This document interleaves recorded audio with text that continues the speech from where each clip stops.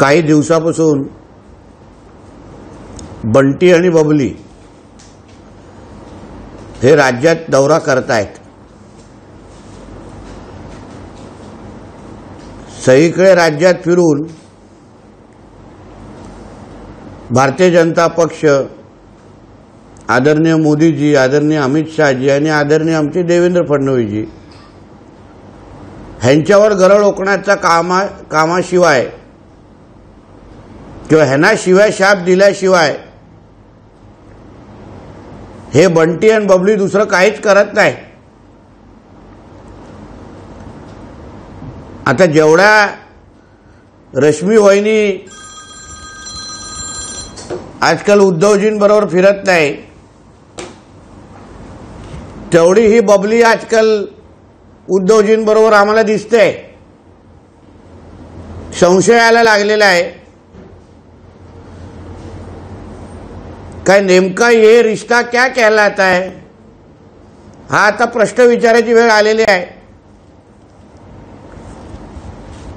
कुठेतरी लातूर कुठेतरी गेले आणि बोलतात, उद्धव ठाकरेंचा कामगार बोलतो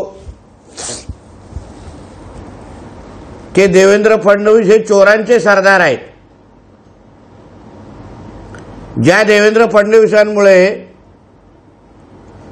तुझा मालक ज्या नवीन मातोश्री 2 मध्ये राहतो, सगळ्या परवानग्या ज्या देवेंद्र फडणवीसांनी मिळवून दिलेल्या आहेत, त्यांना तू चोरांचा सरदार म्हणण्याची हिम्मत करत असशील तर तुझ्या मालकाला नपुंसकांचा सरदार म्हटलं तर चालेल का? कारण का आता आजूबाजूला सगळे नपुंसकच राहिलेले आहेत। म्हणे की आम्ही नितीन गडकरीजींना महाविकास आघाडीतून निवडून आणू।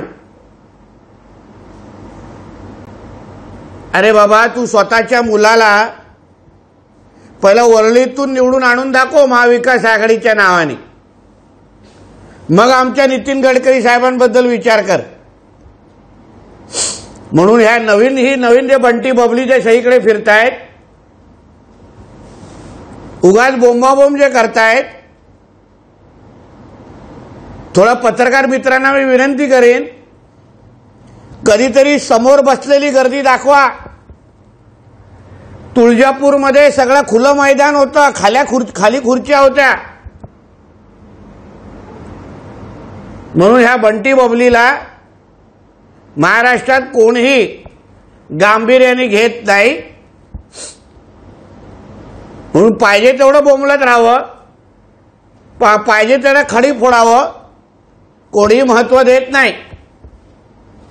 सकाळी भांडूपचा देवानंद बोलतो की दिल्ली समोर म्हणे लाचार, व्यापाऱ्यांसमोर लाचार। म्हणून हे आमचे मुख्यमंत्री साहेब आणि उपमुख्यमंत्री अजितदादा हे दिल्लीकडे गेले। लाचारीचं आता दुसरं नाव उद्धव ठाकरे झालेलं आहे।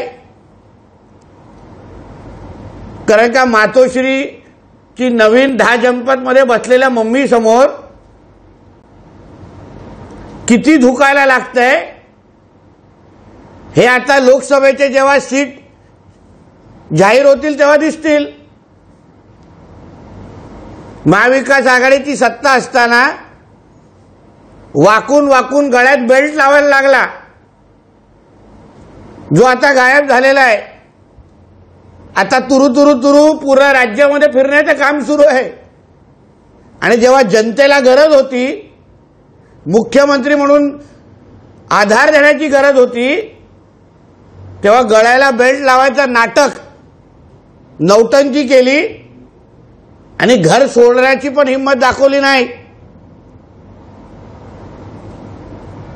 म्हणून कितीही बोंबाबोंब करून दे ह्या बंटी बबलीला, महाराष्ट्राच्या जनतेवर काही फरक पडणार नाही। बोला। संजय राऊत म्हणतात की रोहित पवार यांचा छळ केला जात आहे, त्यांच्या कुटुंबियांचा पण छळ केला जात आहे। म्हणजे चोऱ्या माऱ्या करायच्या, भ्रष्टाचार करायचा, शेतकऱ्यांच्या कारखान्यांच्या नावाने शेतकऱ्यांचे पैसे लुटायचे, वीज बिल MSEBीचं भरायचं नाही आणि विचारणा झालं तर त्याचं नाव छळ द्यायचं. तुम्हाला व्यवसाय करायचा असेल, व्यापार करायचा असेल तर व्यवसाय आम्हीही करतो, पण सगळं काय सुरळीत भरतो, कोणाचा छळ करत नाही, खिचडीच्या नावाने चोरी करत नाही, कोविडच्या नावाने चोऱ्या करत नाही. म्हणून उगाच जे सत्य आहे त्याच जोरावर कारवाई सुरू आहे. म्हणून रोहित पवारला अगर काय लपवायचं नसेल, घाबरायचं नसेल तर उत्तर द्यावं ना ईडीला. कशाला तो घाबरायची आणि एवढा थळथळ फपाट करायची गरज आहे? संजय राऊत म्हणतायत महायुतीचे जे जागा वाटपाच्या बातम्या बाहेर येतात त्याच्यावर डुप्लिकेट शिवसेनेचं नशीब हेच आहे. उद्धव ठाकरे यांच्या नेतृत्वाखाली आम्ही 23 जागा लढत होतो आणि 23 जागा आताही लढू, पण जे डुप्लिकेट आहेत त्यांच्या वाटेला 5 जागा सुद्धा येत नाहीत. जागेचे तुकडे कुत्र्यांचे हाडूक फेकावं अशी फेकलेल्याची बातमी मी वाचत आहे. महाविकास आघाडीच्या ज्या बैठका होतात ना तेव्हा हड्डीचे तुकडे कोणाला फेकले जात आहेत, बिस्किट कोणाला फेकले जात आहेत हे आता येणाऱ्या दिवसामध्ये कळेल. उद्धवजी लवकरच आम्ही ऐकतोय की फायनल चर्चेसाठी दिल्लीला त्यांना जायला लागणार आहे 10 जनपथला आणि तिथे पाय दाबल्याशिवाय काय जागा मिळणार नाहीये. म्हणून आमच्या महायुतीच्या बद्दल एवढी चर्चा करण्यापेक्षा, विचार करण्यापेक्षा तुमच्या महाविकास आघाडीची काय आता उरत आहे, काय लायकी राहते हे थोडं बघा. येणाऱ्या दिवसामध्ये कळेल की काँग्रेस काय भूमिका घेते, शरद पवार गट काय भूमिका घेते आणि त्याच्यामध्ये हे आता जे वंचित आघाडीची जी काय अवस्था तुम्ही करून ठेवली आहे, ज्या कधीच जागा प्रकाश आंबेडकर जिंकणार नाहीत त्या जागा द्यायला बघतायत. म्हणजे परत परत मी तुम्हाला सांगतोय, प्रत्येक पत्रकार परिषदेमध्ये सांगतोय की डॉक्टर बाबासाहेब आंबेडकरांच्या कुटुंबाचा अपमान कोण करत असेल तर त्याचा हे महाविकास आघाडीचे नेते मंडळी आहेत. म्हणून आंबेडकर साहेबांनी आपल्या कुटुंबाच्या नावासाठी, स्वाभिमानासाठी योग्य वेळी योग्य निर्णय घ्यावा अशी मी विनंती त्यांना करीन. घाटकोपर पंतनगरमध्ये एका शिवसेना शाखेचे उद्घाटन मंगलप्रभात लोढा यांनी केलं. त्यावर टीका करताना संजय राऊत असं म्हणतात की मुंबई कशी विकली जाते, शाखा कशा विकत आहे यातच सगळं हे आलं. अहो, तुमच्या महाविकास आघाडीची सत्ता असताना काँग्रेसचे नेते मंडळींनी किती शाखेंचा ताबा घेतला ह्याची थोडी यादी कधी ना कधीतरी मध्ये मग बाहेर द्यायला लागेल. मंगलप्रसाद लोढा हे मुंबईचे पालकमंत्री आहेत, महायुतीचे नेते आहेत, म्हणून त्यांनी शाखेचं उद्घाटन केलं तर काय वाईट आहे? आणि सत्ता असताना तुम्हाला लोढांचे लाड चालायचे, मग आता कशाला लोढा झोंबतायत? लोढांकडून कधी हे लोकांनी मातोश्रींनी काय किती कसं घेतलेलं आहे ह्याचा कधी पाडा वाचायला लागला ना तर मातोश्रीवाले घराच्या बाहेर निघणार नाहीत. म्हणून उगाच लोढांचं नाव घेऊन खडी फोडू नका, तुम्हाला भारी पडेल. मनसे नेते भाजपसोबत जाण्यासाठी सकारात्मक दिसत आहेत. काही चांगलं होणार असेल तर युती करण्यास काय हरकत आहे असं बाळानंदगावकर. चांगली गोष्ट आहे ना. हिंदुत्वाच्या नावाने राजसाहेब आमच्या बरोबर येत असतील, मनसेना अगर भारतीय जनता पक्ष शिवसेनेबरोबर येत असेल आणि हिंदुत्व अजून बळकट होत असेल, अजून मजबूत होत असेल तर स्वागतच आहे. त्यांच्या मताशी सहमत आहे मी. कोल्हापुरात लोकसभेसाठी महायुतीचा नवा डाव दिसतोय. शाहू महाराज छत्रपतींविरोधात समर्जित गाडगेंना मैदानात उतरण्याच्या हालचाली. आता थोड्या दिवसामध्ये कळेलच कोण कुठे लढतोय आणि तेव्हा कोल्हापूरची जनता ही महायुतीच्या बाजूने उभी राहील हे स्पष्ट आज नाही तर उद्या कळेल.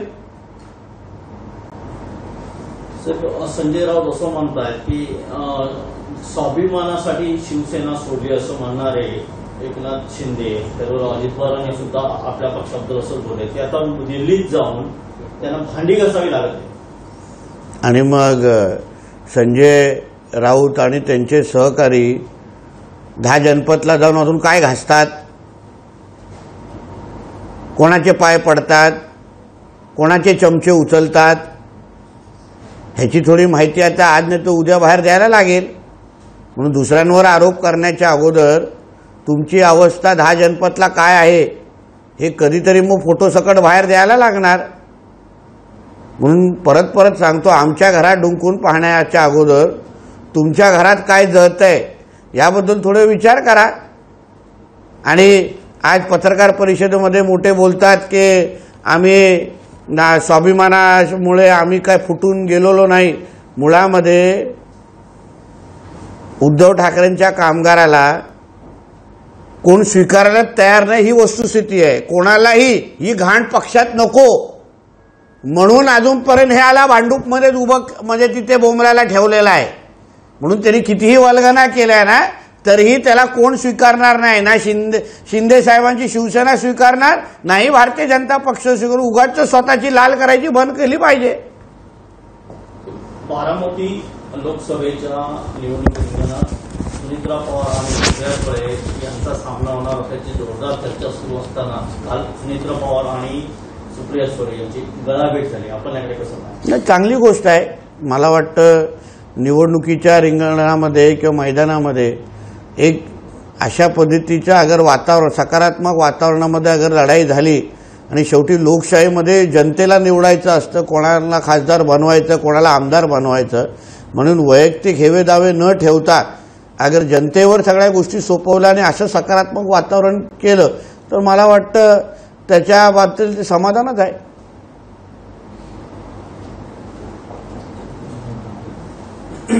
माझ्यासोबत विश्वासघातकी राजकारण खेळलं जातं असं भास्कर जाधवांनी भावनिक पत्र लिहिलं आणि कार्यकर्त्यांना ते आवाहन करतात. लवकर कळलं, लवकर जाग आली. म्हणून बघू, मी काय पत्र वाचलेलं नाही, माझ्याकडे तेवढा वेळ नाही. पण जे कळलं ते ट्यूबलाईट म्हणून लवकर कळलेलं आहे. ट्यूबलाईट उशिराच पेटते. आज भास्कर जाधवांच्या सर्व कार्यकर्त्यांना बोलवलं, आपल्या मनातील काही मला माहित नाही त्याबद्दल काय बोलायचं. एबीपी माझा, उघडा डोळे बघा नीट.